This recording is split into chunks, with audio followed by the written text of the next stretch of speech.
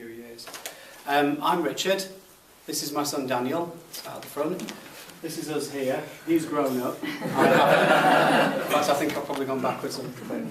But first of all, if I could say thank you to June and the team at St Richard's, not only for inviting us here today, but also for giving us the opportunity to speak about our first-hand personal experience of what bereavement support can do to make a difference to a family.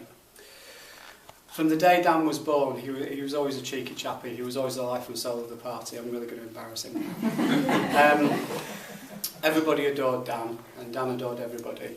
But he was especially adored by his granny. And he was very, very close to her, and he used to spend Christmas and he used to spend summer holidays having quality one-on-one time with her at her home. Unfortunately, my mum was diagnosed with cancer in January of 2008. After refusing all sorts of treatment and care, she was moved into a hospice.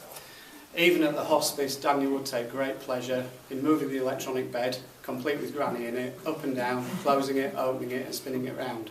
He had great fun with that. Sadly, Mum passed away in April of 2008. So, as an accomplished singer, Daniel had planned and prepared to sing her favourite song at the funeral, which was Bright Eyes. Unfortunately, on the day, Daniel was too upset to even leave his seat. So he didn't quite get around to singing the song, and he's told me he's not going to sing it later. But you can do if you want. But really, it was from that point, from the funeral, we noticed a difference in Daniel's personality. He became very quiet, he became very withdrawn, he dropped out of the school choir, because any form of limelight would just usually result in tears, which was very upsetting for us all. And also his vulnerability at the time, having just started at middle school, also made him susceptible to the school bullies, which just made the whole thing worse. But that's a completely different story.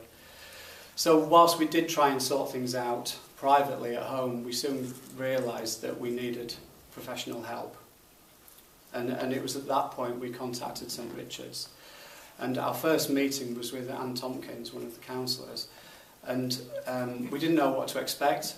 I've never been for counselling in any way, shape or form before, but what I can say was the service and care that we received right from the outset was unquestionable. It was faultless. It was absolutely fantastic. We were really made to feel part of the St Richard's family. So the counselling started off with Anne doing quality one-on-one time with Daniel to gain his trust and his confidence and really get to the root cause of the problems. And as the programme progressed, we then moved into the family setting where I met Dawn, and we had family days here. And I do actually still have my Sanjar. Because I did come to realise throughout the course of the programme that it probably wasn't just Daniel that required counselling. It was probably me as well. So I keep that with lots of fond memories.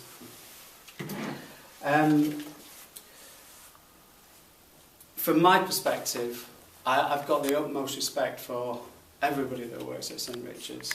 If you look at the job that they do here, it really puts everyday niggles and grumbles into perspective. It's so important. They really make a difference to people's lives. They made a difference to my life. They made a difference to Daniel's life. And from Daniel's perspective, if we go back sort of three or 4 years ago when he was going through the counselling, today he is, I'm embarrassed a little bit more now, he is the lead singer in one of his school's rock bands. This is Daniel here, belting it out at the end of term in July. He's just been awarded the Outstanding Contribution to Music Award by his school, and through his work with the Stagecoach Theatre Group, he's not only been on stage at Her Majesty's Theatre in London, but more recently done 4 stints at Leatherhead Theatre in Calamity Jane. So he has totally got his confidence back. Is he the same cheeky chappy that he was when he first came here? No, he's not, because he's a teenager. But he's a teenager that I'm immensely proud of. And the work that the guys do here is absolutely fantastic, because without their support all those years ago, he wouldn't be the young man that he is today. And it's so important, the work that goes on here. It really is, because it is life-changing.